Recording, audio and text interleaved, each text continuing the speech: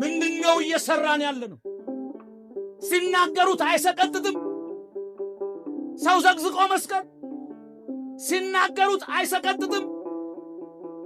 ሰውን በእሳት ውስጥ አድርጎ እንደ በቆሎ እሸት እንደ ድፎ ዳቦ ሰው ስቡ እየጤሰ ቪዲዮ እየቀረጹ መልቀቅ፣ ኃጢአትን እንደ ጽድቅ ነውርን እንደ ጽድቅ። የእግዚአብሔር ሕንፃ እኮ ነው። ክርስቶስ የሞተለት ነው። ማን ነው ሰውን ሊፈጥር? ማን ነው ሰውን ሊሰራ የሚችለው? ማን ነው እጄን ሊሰራ፣ እግሬን ሊሰራ፣ አፍንጫዬን፣ አይኔን ሊሰራ የሚችል ማን ነው? የእግዚአብሔር ሕንፃ እያፈረስን አይደለም እንዴ? ሶስተኛው ክርስቶስ የተናገረው ምንድነው? ብዙዎችንም ይላል ያስታሉ፣ ተጠንቀቁ አለና ከዛ ቀጥሎ ምን አለ? የጦርንም ወሬ ትሰሙ ዘንድ አላችሁ። ይህ ሊሆን ግድ ነው። ተጠበቁ፣ አትደንግጡ፣ ዳሩ መጨረሻው ገና ነው። የጦርንም ወሬ ትሰሙ ዘንድ አላችሁ። ዓለማችን አሁን ከወትሮው ጊዜ በተለየ ሰላም የሆነች ይመስላል። ዓለም ግን አይደለም። አንድ አገር ላይ የሚነሳው ጦርነት የዳር አገርም ይሆናል። ለምሳሌ አሁን ሩሲያና ዩክሬን ሲጣሉ ዓለም ለሶስት ጎራ ተከፈለ። አንደኛው ሩሲያን የሚደግፍ ካንቺ ጎንን የሚል ነው። ሁለተኛው ደግሞ ዩክሬንን የሚደግፍ የተባበሩት የአውሮፓ ህብረትን የሚደግፍ ነው። ሌላው ገለልተኛ ነው። ዓለም ለሁለት ተከፍሎ ለዩክሬን መሳሪያ የሚሰጣለ፣ ለሩሲያ ድሮን የሚሰጣለ።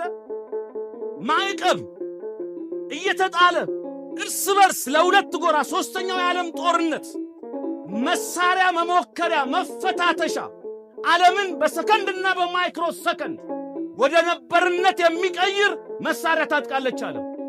በአሁኑ ሰዓት ይቺ ዓለም የታጠቀችው፣ ይቺ ምድር የታጠቀችው የጦር መሳሪያ ዓለምን 20 ጊዜ እየደጋገመ ማጥፋት ይችላል። 20 ጊዜ ወደ አመድነት፣ ወደ ዱቄትነት፣ ወደ ከሰልነት፣ ወደ ድሮነት ዓለምን መቀየር ይችላል። ይህን ኃይል ታጥቀው ለሁለት ኃያላኑ ተከፍለዋል። እነሱስ ባለጠጎች ኃያላን ስለሆኑ ነው በሉ። እኛ ጋስ በኢትዮጵያ ጉዳይ እኮ ዓለም ለሁለት ተከፍሏል። ግማሹ ሩሲያ ከእኛ ጋር ናት ይላል፣ አሜሪካ ከእነንትና ጋር ናት ይላል። ጠባቸውም ያስፈራል፣ ፍቅራቸውም ጥንቃቄ ይፈልጋል። እነዚህ ፍቅራቸው ጥንቃቄ የሚፈልግ ጠባቸው የሚያስፈራ ኃያላን በኢትዮጵያ ምክንያት እንኳን ለሁለት ይከፈላሉ። ይሄ ማለት ትንቢቱ ነው። መንግስት አለ በመንግስት ላይ ይነሳል። የአንዱ ሀገር መንግስት በአንዱ ላይ። የጦርንም ወሬ ትሰማላችሁ። ህዝብ በህዝብ ላይ ይነሳል። ጦርነት አሁን ለማንም አይጠቅምም።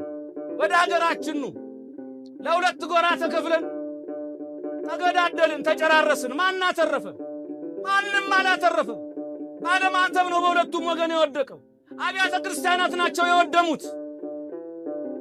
እንደ ሀገርም እንደ ህዝብም ነው የከሰርነው።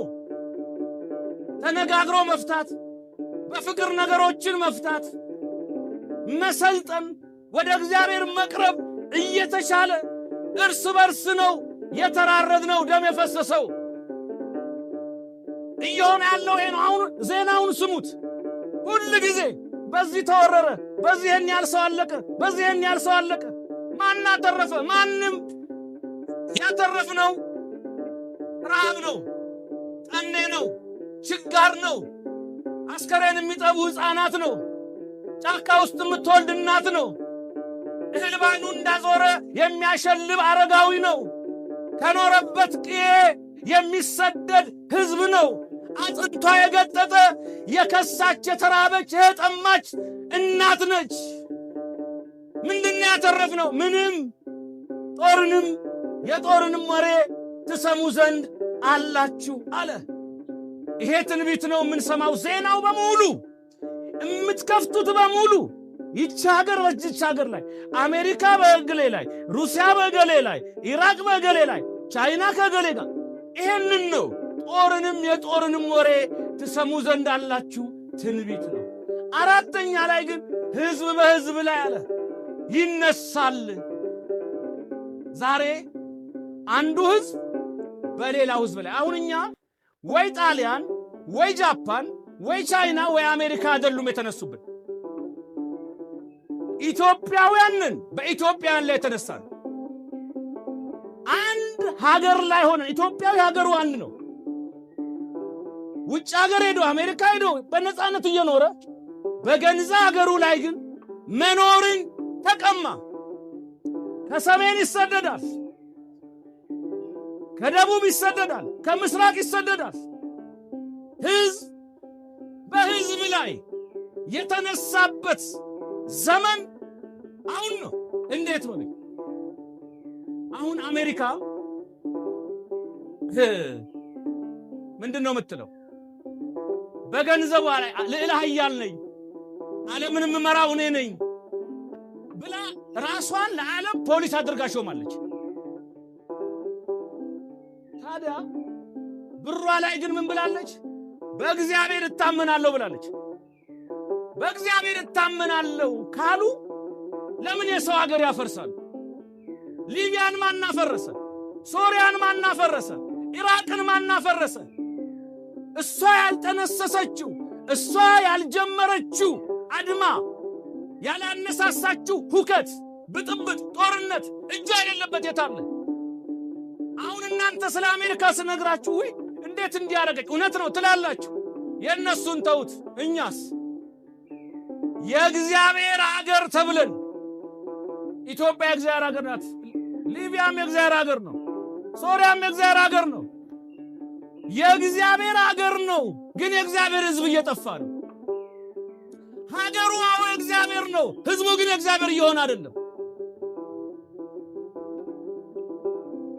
የእግዚአብሔር ሕዝቦች ተብለን የእግዚአብሔር ሀገር ተብለን ምንድነው እያደረግን ያለ ነው? ምንድነው እየሰራን ያለ ነው? ሲናገሩት አይሰቀጥጥም?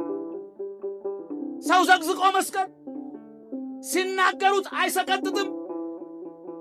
ሰውን በእሳት ውስጥ አድርጎ እንደ በቆሎ እሸት እንደ ድፎ ዳቦ ሰው ስቡ እየጤሰ ቪዲዮ እየቀረጹ መልቀቅ ኃጢአትን እንደ ጽድቅ ነውርን እንደ ጽድቅ የእግዚአብሔር ሕንፃ እኮ ነው። ክርስቶስ የሞተለት ነው። ማን ነው ሰውን ሊፈጥር? ማን ነው ሰውን ሊሰራ የሚችለው? ማን ነው እጄን ሊሰራ እግሬን ሊሰራ አፍንጫዬን አይኔን ሊሰራ የሚችል ማን ነው? የእግዚአብሔር ሕንፃ እያፈረስን አይደለም እንዴ? እጅግ የምናሳፍር የምናሳዝን ሕዝብ እየሆነ ነው። ያን ሰው ገደል ነው፣ ግን ለቤቱ ያጎላል። ልጅ አለው፣ ሚስት አለው፣ የሚረዳት እናት አለች። ገደልን። ከዛ ከዚህ ወገን ነው የሞተው ይባላል። የእናንትና ነው ብሔሩ ነገዱ ይባላል። ሰው ሞተ መባል እኮ ቀረ። ሞት መርዶ መሆኑ ቀርቶ ዜና ሆነ። ዜናውም ደግሞ ተራ ዜና፣ ከአንድ ቀን በኋላ የሚሰለች የሚረሳ ምንም አልመስለን አለ የሰው ሞት። በእውነት በጣም ያሳዝናል። በእውነት ግፍ ነው። እንደ አቤል ደም የንጹሐን ደም ይጮሃል። የሚሞትን ሰው እንደ መግደል ያለ በደል የለም። ሞት መች ደከመኝ አለ። መንገድ እያጋመስ ልገለን የምንሰጠው ይወስደንል እንደ በጊዜው 40 60 70 ዓመት ለምትሆን በበሽታ ለታጠረ ሕይወት ስንቱን አደረግን ለዚህች አጭር ዕድሜ። እግዚአብሔር በእውነት ልቦና ይስጠን። ለቤቱ ያጎላል። ደግሞ ከባድ ነው ውጤቱ። ልጅ አለው። የአባቴን ደም ልመልስ ብሎ እሱም ክላሽ ይዞ ይነሳል። ከዛ እሱም ይተኩሳል። በቃ ካላልነው መጥፎ ነገር እስከ ምጽአት ይንከባለላል። አያበቃም። መቼ ነው የሚያበቃው? በኢትዮጵያ መከራ ሕዝብ በሕዝብ ላይ ተነስቶ በጅምላ አንዱ ሕዝብ ላይ በደቦ ወጥቶ እየጨፈጨፈ ቤት እያቃጠለ፣ ሌላው ሕዝብ በአንዱ ላይ እርስ በርስ መገዳደል። ይሄ ነው ዛሬ የሆነው። የሚጻፈው ሶሻል ሚዲያው ያንዱ ህዝብ ላይ አንዱ ያንዱ ግሩፕ አንዱ ያንዱ የስድብ ግሩፕ የጥላቻ የመለያየት ግሩፕ እግዚአብሔር በእውነት በቃ ይበለን።